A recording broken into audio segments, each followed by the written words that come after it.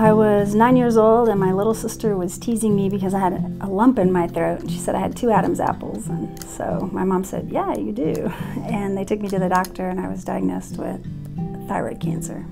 Later, whenever I was 23, I actually found out on my birthday that I was also diagnosed with thyroid cancer. The things that were hard for me with having had cancer before were things like I wanted to join the military and they said no because I had cancer, and actually lied and then joined the military again a few years later and did get in, and then they said cancer was no big deal. So, you know, it was always things like that. So it was every time I had a job or every time I changed jobs and tried to get health insurance, and you know, it's just the kind of questions that you get asked. For me, it was hard because I was trying to finish up my last year of college, and so I had to work in having surgery and everything around my job and around school.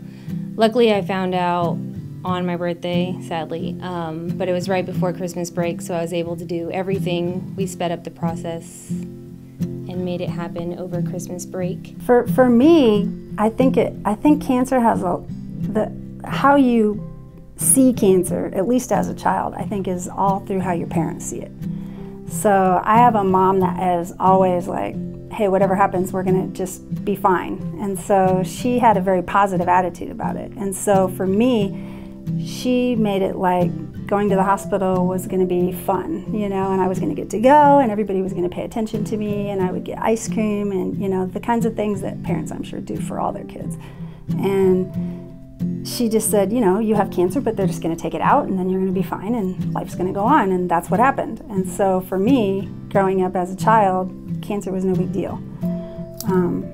As a mom, having a child who gets cancer, now I feel it a lot more strongly, you know, because I know that she has to go through all the things I had to go through, and, you know, just I feel like it robs a piece of your childhood or life, you know, a little bit. And of course, it isn't always the best outcome possible. Thyroid cancer is typically a very curable cancer, but it's still really scary. So as a parent, I think I felt a lot more compassion for what my mom was really going through, you know, when she found out I got cancer.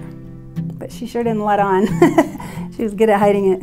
I guess it actually took me a long time, but mostly it was my mom and my sister. I didn't really have that many other people around me who really knew what I was going through. You know, people hear cancer and they automatically think of the worst possible kind that they can. And so I think in my case, I was lucky to have had a mom who had had it and survived, and I could see her right in front of me, and it made it a lot less scary. And also, I just happened to be in a work environment where there were like 2 or 3 people who had thyroid cancer, and they were fine as well, or people who knew people, and it was just kind of crazy how all of a sudden it was like a community, you know, where, oh, my grandma had it, or oh, my sister had it, or, you know, and it kind of gave you some closure that, you know, everything's gonna be okay. I had no idea that thyroid cancer could run in families. So for me, I wish I would have known earlier, because for her cancer was worse than mine. You know, it was stage 2. It had progressed a little bit further, and so had I been, I think that one of the things that happens when you get cancer as a child and then you're an adult is that it kind of gets forgotten. You're cured, everything's fine. But there wasn't any ongoing sort of education or follow-up to say, hey, you know, you have children now. You should be checking your children for this, or your children should be screened, or, you know, I didn't really think of cancer as being kind of hereditary. I mean, some of them, yes, but not thyroid cancer. So I think that more education in that area would have been helpful for me, because it really took me by surprise. As far as children are concerned, it's a lot about your attitude. You know, that's what's going to help children. And I think that it probably, you know, we know that in the medical world that your attitude and your, what is it that I'm thinking of? It's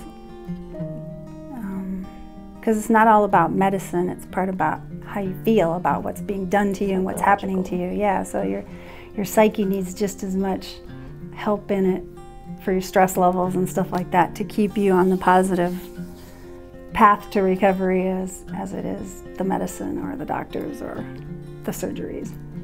And so I think it's, you know, keeping that really positive outlook and knowing that there's survivors in every kind of cancer.